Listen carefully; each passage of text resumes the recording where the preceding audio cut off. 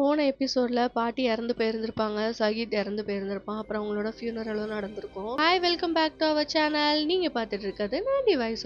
சேனலை சப்ஸ்கிரைப் பண்ணாதவங்க சப்ஸ்கிரைப் பண்ணிக்கோங்க. இப்போ வாங்க நம்ம வீடியோக்குள்ள போலாம். இதுதான் இந்த டிராமாவோட லாஸ்ட் எபிசோட். பாட்டி இறந்ததுக்கு அப்புறம் வீட்டுல கயாங் வந்து தனியா தான் இருக்கா. பாட்டி வந்து அவளுக்காக இறந்ததுக்கு அப்புறம் என்னென்ன பண்ணணுங்கிறதெல்லாம் ஒரு சிட்டையில எழுதி போட்டிருக்காங்க போல. அதெல்லாம் வச்சு அவ ஃபீல் பண்ணிட்டு இருக்கா. அந்நேரம் தான் அந்த கிளர்க்கு பொண்ணு வரா. என் வீட்டுல வந்து இந்த பேக் இருந்துச்சு, இன்ஸ்டாகிராம்ல பார்த்து இந்த பேக்கை நீ தான் யூஸ் பண்ணி இருந்திருக்க, இது நிறைய பணம் இருக்கு, எனக்கு இந்த பணம்லாம் வேணாம், ப்ளீஸ் நீ வந்து பேங்க்ல சொல்லி என் மேல எந்த தப்பும் இல்லைன்னு சொல்லி அப்படின்னா எனக்கு மறுபடியும் அந்த வேலை கிடைக்கும். கொஞ்ச நாளாவே நிம்மதி இல்லாம இருக்கேன், இனிமேலாவது எனக்கு நிம்மதி கிடைக்கட்டும். அந்த கிளர்க்கு பொண்ணு சொல்லிட்டு இருக்கா. ஜீனி சொன்னது உண்மைதான், நீ வந்து நல்ல பொண்ணுதான், என்னாலதான் நீ கெட்ட பொண்ணா மாறிட்ட அப்படி சொல்லி அவங்க ரெண்டு பேரும் பேசிட்டு இருக்காங்க. அதுக்கப்புறம் மின்ஷி வீட்டுக்கு வரா. கயாங் மட்டும் தான் வீட்டுல தனியா இருக்கா. ரெண்டு பேரும் சாப்பிட உட்கார்ந்து இருக்காங்க. பாட்டி உன்கிட்ட கடைசி அதை சொல்ல சொன்னாங்க, உன்னை வளர்த்ததுக்காக ரொம்ப சந்தோஷப்படுறேன்னு சொன்னாங்க, இது வரைக்கும் நீ எந்த தப்புமே பண்ணதில்லை, அதை நினைச்சு ரொம்ப பெருமைப்படுறேன்னு சொன்னாங்க.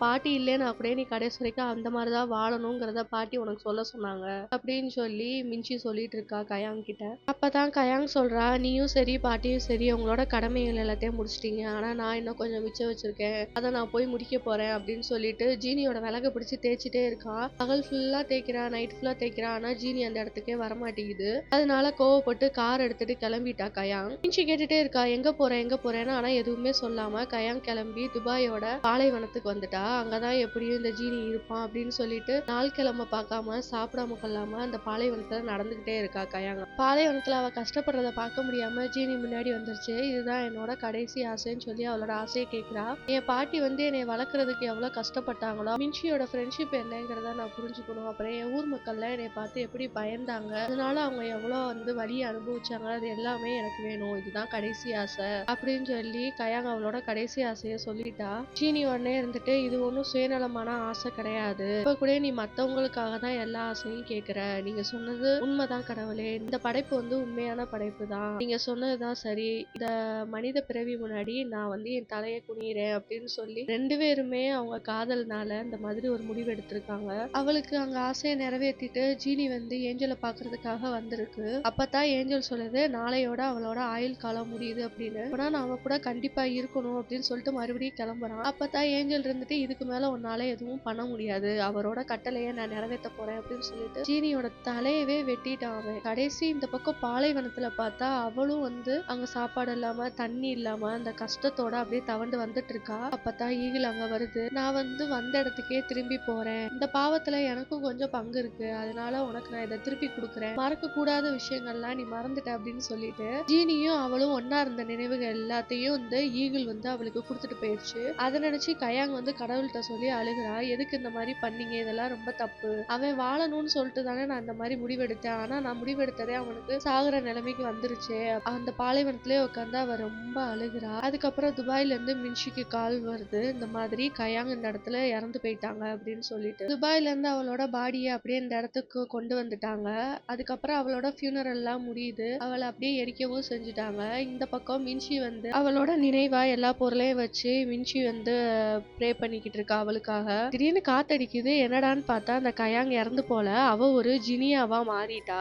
மின்ஷி முன்னாடி வந்து உன்னோட 3 ஆசையை சொல்லு, நான் நிறைவேற்றி வைக்கிறேன் அப்படின்னு சொல்லி ரெண்டு பேரும் உட்காந்து பேச ஆரம்பிக்கிறாங்க. அதுக்கப்புறம் நான் ஒன்னும் இறந்து போகல, நான் வந்து ஜினியாவா மாறிட்டேன் என்னோட 1000 வருஷம் காதலுக்கு அப்புறம் அப்படின்னு சொல்லிட்டு இருக்கா. சரி, அப்பனா அந்த ஜீனி எங்க போனா அப்படின்னு கேட்கும் போதுதான் சொல்றா, அவன் நிரந்தரமான ஒரு தனிமைக்கு போயிட்டான், உனக்காகத்தான் நானும் இன்னும் வெயிட் பண்ணிக்கிட்டு இருக்கேன் அப்படின்னு சொல்றா. மின்ஷி வந்து அவளோட முதல் ஆசையை கேட்கிறா, என்னோட முதல் ஆசை வந்து எல்லா புதன்கிழமையும் நீ என் கூட வந்து சீ ஃபுட் சாப்பிடணும் அப்படின்னு சொல்லிட்டு. அப்புறம் என்னோட ரெண்டாவது ஆசை, நம்ம ஏரியால இருக்க எல்லா வறுமைக்கு கீழே இருக்க சின்ன பிள்ளைங்களும் என்னோட டென்டல் கிளினிக் தான் வரணும், அதனாலயே அவங்க எல்லாம் காசு இல்லாதனால அவங்க எல்லாம் பல்ல செக் பண்றதே கிடையாது அப்படின்னு சொல்லி கேட்கிறா. அப்புறம் என்னோட மூணாவது ஆசை, எல்லாத்தையும் இப்பயே கேட்டுட்டா நீ என்ன பண்ண போற, கொஞ்சம் பொறுத்திருந்து கேளு அப்படின்னு சொல்லி கயாங் சொல்லி, சரி ஓகே அப்படின்னு சொல்லிட்டு இந்த ரெண்டு ஆசைய ஃபர்ஸ்ட் நீ நிறைவேத்து அப்படின்னு சொல்றா. அதே மாதிரியே நடக்குது, சின்ன பிள்ளைங்க எல்லாம் மின்ஷியோட கிளினிக் தான் வராங்க. அதுக்கப்புறம் கயாங் அவளோட ஓன் வாய்ஸ்ல பேசுறா, இப்ப நான் பேசுறது உங்க முடியல கேக்குது அப்படின்னா நான் தான் ஜீனியா, இப்பையில இருந்து நீங்க எல்லாரும் நான் சொல்றதான் கேட்கணும், கேப்பா பார்க்கணும், கொரியன் டிராமாஸ் பார்க்கணும் அப்படின்னு சொல்லிட்டு இருக்காவ.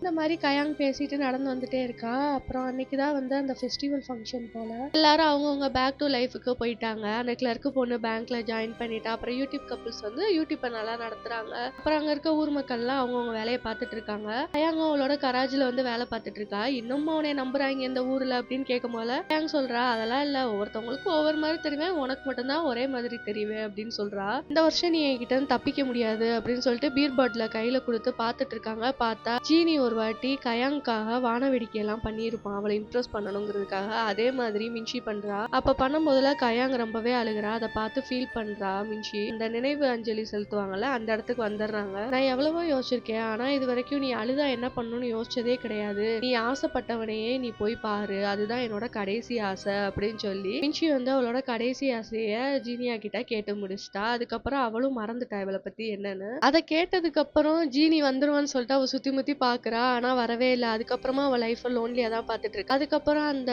பூக்கள்லாம் கொட்டுற இடத்துல ஜீனி கூட்டிட்டு போயிருப்பான்ல, அந்த இடத்துல தனியா நின்னுட்டு இருக்கா. என்னடா இது வாழ்க்கை, இவ்வளவு தனிமையா போயிட்டு இருக்கு, இப்படிதானே அவனும் வாழ்ந்திருப்பான் அப்படின்னு சொல்லி நினைச்சிட்டு இருக்கும் போதே ஜீனி பக்கத்துல கிஸ் பண்றான். நீ எப்படி இந்த இடத்துக்கு வந்த அப்படின்னு சொல்லி அவன் கேக்குறா. எனக்கே தெரியல எப்படி வந்தேன். ஜீனியும் கயாங்கும் மறுபடியும் மீட் பண்ணிக்கிறாங்க. அப்படியே இந்த பக்கம் பாலைவனத்துல காமிச்சா பாட்டி ஏஞ்சல பின்னாடி அலைய விட்டுக்கிட்டு இருக்காங்க. சொர்க்கத்துல இடம் கிடைச்சு ஏன் இங்கேயே அலைஞ்சுக்கிட்டு இருக்க, என்னால எவ்வளவு நேரம் தான் உன் பின்னாடி வர முடியும், தயவு செஞ்சு சொர்க்கத்துக்கு போயிரு அப்படின்னு சொல்லி ஏஞ்சல் கேட்டுட்டு இருக்கு. அப்ப பாட்டி சொல்றாங்க, உன்னோட ஹெட் கிட்ட என்னை கூட்டிட்டு போ, அவர்கிட்ட தான் நான் நேரா பேசுவேன். பிரச்சனை எல்லாம் நடந்ததுக்கு காரணமே நீதான், அதுக்காக ஏதாவது பிராயச்சித்தம்னால பண்ண முடியுமா அப்படின்னு சொல்லிட்டு அந்த பாட்டி ஏதோ ஒண்ணு சொல்றாங்க. கடவுள் கிட்ட போயிட்டு ஏஞ்சல் பேசிக்கிட்டு இருக்கு. கடவுள் சொல்றாரு, இந்த மாதிரி கோரியோ பக்கமா அந்த விளக்க தூக்கி போட்டுரு அப்படின்னு சொல்லி சொல்றாரு. அதே மாதிரி அவனும் தூக்கி போட்டுறான். மறுபடியும் சகீத்தை உருவாக்குறதுக்காக கயாங்கோட ஷாம்பு டப்பாவே காலி பண்ணி அவன் முடிய வளர்க்குறான். வெட்டி கீழே போட்டனே அதுல இருந்து சகீத் மறுபடியும் வந்துட்டான். எஜமானரே எஜமானியே, உங்களை பார்க்காம ரொம்ப நாள் ரொம்ப கஷ்டப்பட்டுட்டேன் அப்படி சொல்லி கட்டிப்பிடிச்சு அழுதுட்டு இருக்கான். அதுக்கப்புறம் சகீத் என்ன பண்றான்னா, இந்த மாதிரி ஈகிளை வேமா கொண்டு வா அப்படின்னு சொல்லிட்டு ஏஞ்சல் காலை பிடிச்சு கடிச்சுக்கிட்டே இருக்கான். ஏஞ்சல் புகைய ஊதிக்கிட்டு இருக்கு. அந்நேரம் தான் ஜீனி வரான். ஜீனி வந்த உடனே ஏஞ்சல் சொல்லுது, இந்த மாதிரி அந்த பாட்டி சொர்க்கத்துக்கும் போகாம மறுஜன்மும் எடுக்காம என் உயிரை பிடிச்சு வாங்கிட்டே இருக்கும், உனக்கு உயிர் கொடுக்க சொல்லி அந்த பாட்டி கேட்டுட்டே இருந்துச்சு அப்படின்னு சொல்லும் போலதான் ஜீனிக்கு தெரியுது, அப்ப பாட்டியால தான் நம்ம மறுபடியும் உயிரோட வந்திருக்கோம் அப்படின்னு சொல்லிட்டு மறுபடியும் ஜீனியும் கயாங்கும் சேர்ந்து பாலைவனத்துல டான்ஸ் ஆடிட்டு அதோட இந்த டிராமாவே முடிஞ்சிருச்சு. அடுத்து என்ன மூவி போடலாமா டிராமா போடலாமா அப்படிங்கறத கீழே கமெண்ட் பண்ணுங்க. Bye guys.